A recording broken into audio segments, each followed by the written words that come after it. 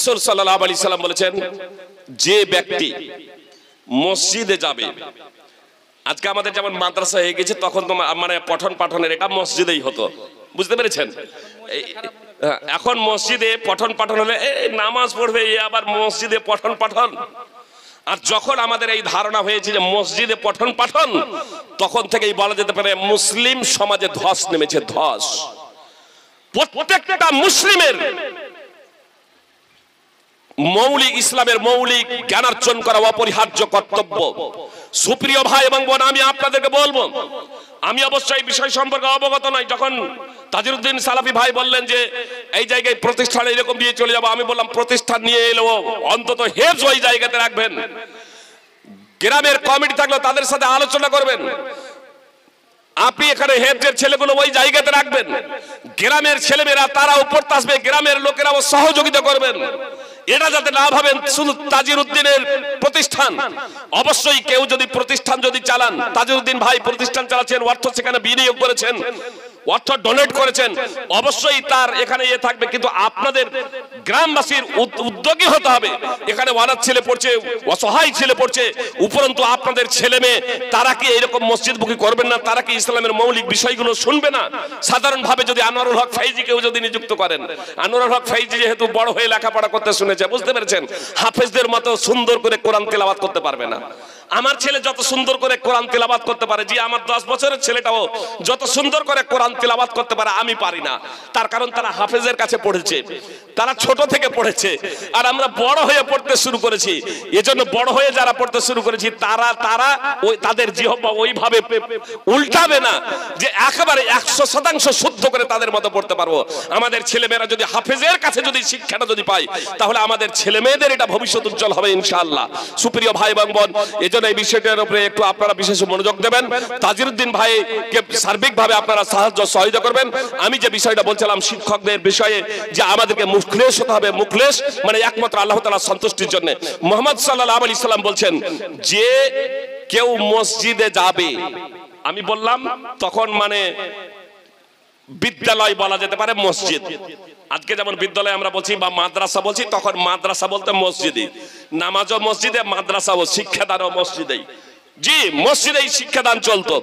আহলে সুফফা মসজিদেই তারা অবস্থান করতেন। সুপ্রিয় ভাই এবং বোন, তো এই মসজিদ থেকেই তারা ইসলামের মৌলিক শিক্ষা তারা নিয়েছেন, হাফেজ হয়েছেন, কারি হয়েছেন, ইসলামের অভিজ্ঞ আলেম হয়েছেন। তারাই রাষ্ট্র পরিচালনা করেছেন মসজিদ থেকে ইসলামী শিক্ষা অর্জন করে। তারা সৈনিক হয়েছেন মসজিদ থেকে ইসলাম শিক্ষা করে। সুপ্রিয় ভাই এবং বোন, সবাই এই সেই প্রসঙ্গে আলোচনা করার বিস্তারিত আমি শুধু এতটুকু বলতে চাই। মুহাম্মদ সাল্লাল্লাহু আলাইহি সাল্লাম বললেন, যে মসজিদে যাবে অর্থাৎ বিদ্যালয়ে যাবে এই লক্ষ্য এবং উদ্দেশ্যে, এই লক্ষ্য এবং উদ্দেশ্যে যে কল্যাণের কথা শিখবে, আইয়াতা আল্লামা খায়রান আও ইউআল্লিমা, নিজে শিখবে অথবা শিখাবে। মানে হয় ছাত্র ছাত্রী হবে অথবা শিক্ষক শিক্ষিকা হবে। তো এই কাজ যে করবে, রাসূল সাল্লাল্লাহু আলাইহি সাল্লাম বলছেন, তার জন্য একজন হাজী, একজন হজকারী যে পূর্ণ হজ করেছে তার সমপরিমাণ সওয়াব পাবে। সুবহানাল্লাহ। হাদিস সহিহ, হাসান সনদে বর্ণিত। পূর্ণ হজকারীর সমপরিমাণ। এর অর্থ এটা নয় যে যার উপরে হজ ফরজ হয়ে গেছে আপনার বিদ্যালয়ে গিয়ে ইসলামের কিছু কথা শুনে নিলেন, আপনাকে আর হজ করতে হবে না, এমনটি না। আপনি হজ করার সমপরিমাণ সবটা পাবেন, কিন্তু হজ ফরজ হয়ে গেলে হজ আপনাকে আদায় করতে হবে। বুঝতে পেরেছেন? তাহলে শিক্ষকদের কত মাহাত্ম্য এবং মর্যাদা, ছাত্র ছাত্রীদের কত মাহাত্ম্য এবং মর্যাদা। আর মুসলিম হতে হলে আপনাকে তো শিক্ষা অর্জন করতেই হবে। সুপ্রিয় ভাই এবং বোন, এজন্য শিক্ষকদের প্রথমত যে পেশাটা করছেন অর্থাৎ শিক্ষকতা, এই প্রসঙ্গে তাদের দক্ষ হতে হবে এবং ছাত্রদের মনোভাবটা বুঝতে হবে। মনোভাব অর্থাৎ শিক্ষকদের এখানে মনোবিদ হতে হবে। কোন ছাত্রের মধ্যে কোন প্রতিভা সত্য আছে, লুকিয়ে আছে, এটাও শিক্ষকদের ধরতে হবে। জি, সব ছেলেই কোরআনের হাফেজ হয়ে যাবে এমনটি না, সব ছেলে ইঞ্জিনিয়ার হয়ে যাবে এমনটি না, সব ছেলে এমবিবিএস ডাক্তার হয়ে যাবে, এমডি হয়ে যাবে এমনটি না। সবাই যদি এমডি হয়ে যায় তো রোগী কে হবে? বুঝতে পারছেন না? আল্লাহ তাআলা এই পৃথিবীকে সৃষ্টি করেছেন নানা বৈচিত্র্য দিয়ে, নানা বেধা দিয়ে। আমরা যতই চেষ্টা করি সবাই কোরআনের হাফেজ হয়ে যাক, এটা সম্ভব না। এজন্য আল্লাহ তাআলা সমস্ত মানুষকে রাসূল বানিয়ে দেননি। বুঝতে পেরেছেন? তাহলে রাসূল যাকে প্রেরণ করা হবে, তো যাদের কাছে প্রেরণ করা হবে তাদেরও তো থাকতে হবে, তবেই তো রাসূল। তো দুটো দিকই আছে সুপ্রিয় ভাই এবং বোন। এজন্য কার মধ্যে কি প্রতিভা আছে সেটাকে জেনে সেই হিসেবে সেখানে আপনার শিক্ষাটাকে প্রয়োগ করতে হবে। একজন বাচ্চাকে বা পিতামাতা চায় যে আমার ছেলে হাফেজ হোক, প্রত্যেকটা পিতামাতা চায় যে আমার ছেলে হাফেজ হোক, কিন্তু এটা অসম্ভব, সম্ভব না। এজন্য শিক্ষক যখন পড়াবেন তখন লক্ষ্য করবেন যে এর মধ্যে কি প্রতিভা আছে, কেমন প্রতিভা আছে, এই ছেলেটার দ্বারা হেফজ করা সম্ভব না সম্ভব নয়। যদি দেখা যায় এই ছেলেটার দ্বারা হেফজ করা সম্ভব, যে তাহলে তাকে হেফজের লাইনে রাখলেন। যদি দেখা যায় যে এই ছেলেটার দ্বারা হেফজ কোন রকমে তো হেফজ করে নেবে, কিন্তু পরবর্তীতে হেফজ ধরে রাখতে পারবে না, মুখস্থ ধরে রাখতে পারবে না, তাহলে পিতা মাতাকে বুঝিয়ে বলবেন যে আপনার ছেলেকে দার্সে দিয়ে দিন, ক্লাসে পড়ুক। জি, ক্লাসে পড়ুক। ইসলামের মৌলিকগুলো এইভাবে আমাদেরকে চিহ্নিত করতে হবে। যেমন পিতামাতা ছেলে মেয়েদের সাথে বন্ধুত্ব সুলভ আচরণ করবে একটা পর্যায়ে, অনুরূপ ভাবে শিক্ষক শিক্ষিকাদেরও ছেলে মেয়েদের সাথে বন্ধুত্ব সুলভ আচরণ করতে হবে। একবারে শিক্ষকদের এমন কর্কশ হলে চলবে না যে ছাত্ররা খুবই ভয় করে, মনের কথা খুলে বলতেই পারে না, তাহলে সেই ছেলে কাছে কখনো শিক্ষক আদর্শবান হতে পারে না। বরং শিক্ষকদের মধ্যে ছাত্রদের মধ্যে ভয়ের ভক্তি থাকবে, একদিকে ভক্তিও করবে, একদিকে ভয়ও থাকবে। মারের কারণে ভয় করবে এমনটি না, ভক্তির কারণে ভয়। একটা ভক্তির ভয়, একটা মারের ভয়। তো মারের ভয় যাতে ছেলেদের মধ্যে না থাকে, বরং ভক্তির ভয় থাকবে, আদর্শবান হবে। একদিকে বন্ধুত্বমূলক আচরণ করবে, কিন্তু এমন বন্ধুত্ব সুলভ আচরণ নয় যে একেবারে শিক্ষকদের সামনে ছেলে মেয়েরা ডান্স করতে শুরু করে দেবে, এমনটিও যাতে না হয়। বুঝতে পেরেছেন? এজন্য শিক্ষক এবং শিক্ষিকাদের সদা সর্বদা সতর্ক থাকতে হবে এবং সঠিক শিক্ষাটা তাদের মন বুঝে, তাদের মনোমানসিকতা বুঝে সঠিক শিক্ষাটা তাদেরকে দিতে হবে। শিক্ষক এবং অভিভাবকদের মধ্যে একটা গাঢ়ত্ব সম্পর্ক থাকবে যে শিক্ষকদেরকে সহযোগিতা করতে হবে অভিভাবকদের। কোন দিক দিয়ে? ছেলে কখনো কখনো উচ্ছৃঙ্খল হয়, ছেলে কখনো কখনো দুষ্ট হয়। এজন্য শিক্ষক যদি কখনো আদবের মারে তাহলে এই বলবেন না যে কেস করে দেব, উমুক করবো, এই করবো। শিক্ষকেরা বলবো যে শিক্ষকেরা অবশ্য মারবেন না, চেষ্টা করবেন বুঝিয়ে, ভালো কথা বলে। নিজের ছেলে মেয়েদের যেমন ভালোবাসেন তার থেকেও আপনাকে বেশি ভালোবাসতে হবে এই ছেলে মেয়েগুলোকে, যে ছেলেগুলোকে বাবা মাকে ছেড়ে দিয়ে আপনার প্রতিষ্ঠানে এসেছে। যখন আমরা এই ছেলে মেয়েগুলোকে এইভাবে ভালোবাসতে শিখবো, তখন ওই ছেলে মেয়েগুলোর কাছে আমরা প্রিয় হয়ে যাব। আমরা যা বলবো সেই কথাগুলোই শুনবে ইনশাআল্লাহ। আনাস রাদিয়াল্লাহু তাআলা আনহু বলছেন, আমি রাসূল সাল্লাল্লাহু আলাইহি সাল্লামের 10 বছর খিদমত করেছি, 10 বছর সেবা করেছি। রাসূল সাল্লাল্লাহু আলাইহি সাল্লাম আমাকে কখনো শব্দটি করেননি এবং বলেননি যে এই কাজটি করনি কেন, এই কাজটি করেছো কেন, এই কথাও রাসূল সাল্লাল্লাহু আলাইহি সাল্লাম বলেননি। সহিহ বুখারী হাদিস নম্বর 6038। 10 বছর, জি 10 বছর বয়স যখন ছিল তখন খিদমত শুরু করেছিলেন আনাস রাদিয়াল্লাহু তাআলা আনহু, মানে শিশু। 10 বছর বয়সে রাসূল সাল্লাল্লাহু আলাইহি সাল্লামের সেবা করতে শুরু করেছিলেন।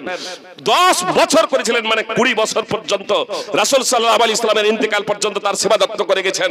মুহাম্মদ সাল্লাল্লাহু আলাইহি সাল্লাম কখনো শব্দটি বলেননি, এই কাজটা করে ফেলেছো, এই কাজটা করেনি, বা কখনো প্রশ্ন করেনি এই কাজটা করনি কেন, বা এই কাজটা করেছো কেন, এটাও রাসূল সাল্লাল্লাহু আলাইহি সাল্লাম বলেননি আনাস রাদিয়াল্লাহু তাআলা আনহুকে। একজন শিক্ষককে ছাত্ররা নিজেদের পিতামাতা থেকেও বেশি ভালোবাসবে যখন শিক্ষকরা নিজেদেরকে সেই জায়গাতে নিয়ে যাবেন। একমাত্র আল্লাহ তাআলার সন্তুষ্টির জন্য তারা শিক্ষা দান করবেন ইনশাআল্লাহ। শিক্ষক মণ্ডলী সেইভাবে আশা করি তারা শিক্ষা দান দিচ্ছেন, এটা আমার বিশ্বাস। আমি ছাত্রদের প্রসঙ্গে কথা শেষ করতেছি শুধু এই কথা বলে যে ছাত্র যারা আছো, তোমাদের ভবিষ্যৎ কিন্তু শিক্ষকদের হাতে এবং তোমাদের হাতে। তোমরা সফলতা অর্জন করতে চাও না? জি, কি বলছো? দুনিয়ায় এবং আখিরাতে সম্পদ অটোমেটিক্যালি পায়ের তলায় আসবে। আমরা যদি সম্পদের পিছনে ছুটি, ভাগ্যে যতটা আছে ততটাই পাবো, যতটা আমাদের মুকদ্দারে তাকদিরে ভাগ্যে লেখা আছে, একটা দানা বেশিও না, একটা দানা কমও না। আমরা যদি আল্লাহ তাআলার সন্তুষ্টির জন্য যদি শিক্ষা যদি অর্জন করি, তাহলে আমরা দুনিয়াতেও সফল, আখিরাতেও সফল। জি, ভাগ্যে যতটা আছে ততটাই আমরা পাবো দুনিয়াতে এবং আখিরাতে সফল। এজন্য প্রথমত নিয়তটাকে পরিশুদ্ধ করতে হবে, একমাত্র আল্লাহ তাআলার জন্য জ্ঞান অর্জন, আল্লাহ তাআলার সন্তুষ্টির জন্য জ্ঞান অর্জন করতে হবে। বুঝতে পেরেছো? আর শিক্ষকদেরকে পিতামাতা থেকেও ভালোবাসতে হবে। কি বলছো? একটু কিছু হলে ছেলেরা বলে আব্বাকে বলবো, বলেও দেয়, বকাঝকা করলে বলেও দেয়। ছেলেদেরকে কথা আমি শেষ করে দিচ্ছি, শুধু একটা কথা বলে জিজ্ঞেস করে কথা একটা জিজ্ঞেস করব। আচ্ছা তোমরা বলো তো, তোমাদের বাড়ির আশপাশে আরো ছেলে মেয়ে আছে না নাই? আছে। সেই ছেলে মেয়েগুলো অনেক সময় ঠান্ডার সময় ধুলোবালিতে খেলাধুলা করে। ঠান্ডার সময় দেখা যায় হয়তো গোসল করছে, ধুলাই গড়াগড়ি করছে, সন্ধ্যা হয়ে গেছে, বাড়ি যায় না।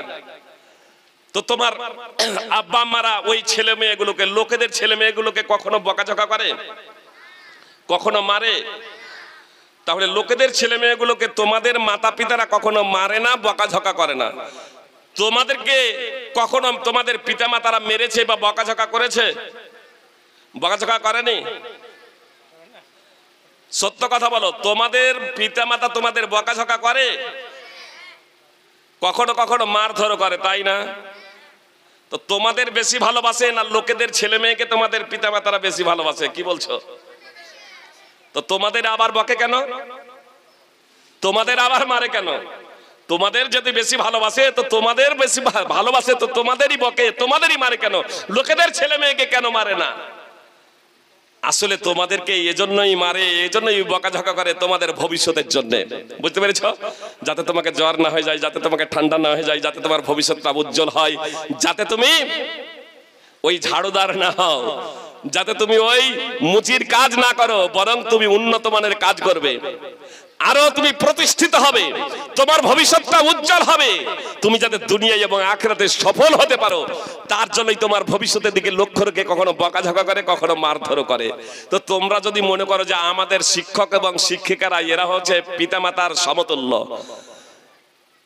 বরং আধ্যাত্মিক গুরু এরা, তো এরাও আমাদেরকে আমাদের ভবিষ্যৎ গড়ার লক্ষ্য এবং উদ্দেশ্যে, সুনাগরিক এবং ভালো ছেলে মেয়ে তৈরি করার লক্ষ্য এবং উদ্দেশ্যে শিক্ষকেরা আমাদেরকে কখনো বকাঝকা করতে পারেন, কখনো মারতে পারেন, তাই না?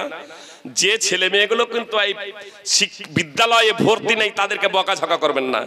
যারা গরু চড়াচ্ছে, যারা গোবর কুড়াচ্ছে তাদেরকে বকাঝকা করবে না। কেন? তারা পাঠশালায় আসেনি, তো তাদের বকাঝকার প্রশ্ন নেই। যারা পাঠশালায় এসেছে তাদের বকাঝকা করবে, অর্থাৎ তোমাদের বকাঝকা করবে। এখন তোমরা যদি বলো যে আমাদের এই শিক্ষক শিক্ষিকারা আমাদের পিতামাতার মতো বেশি ভালোবাসে, তাহলে তোমাদের বকাঝকা করবে, প্রয়োজনে মারবে। কি বলছো? আর যদি বলো যে লোকেদের মতো যেমন আমাদের গ্রামে যে সমস্ত ছেলে মেয়েদের পিতামাতা আছে, তারা যেমন আমাদেরকে দেখে, আমাদের